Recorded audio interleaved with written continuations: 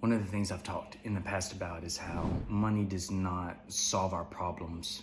It just kind of emphasizes who we already are. We don't suddenly go from unhappy to happy. I remember years ago, Warren Buffett had said that when you're making 75 grand a year, you've made it. It's time to invest in the next generation.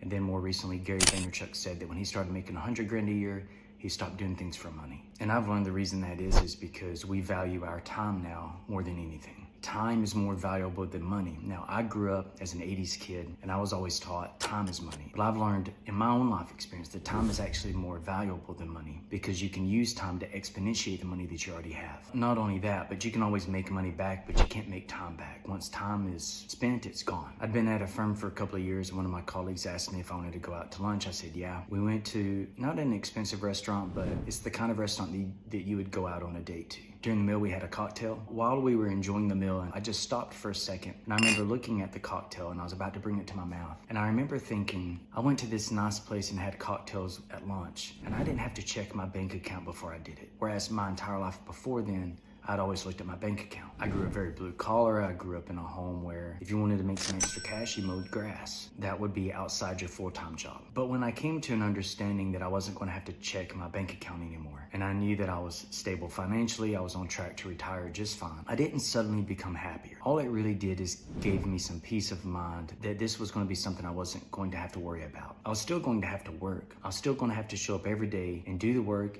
and sometimes that entails things that you don't want to have to do. You having to get along with people that you don't want to get along with because there's personality differences. But I wasn't happier. I wasn't more content with who I was as a person. None of that changed at all. I was more at peace.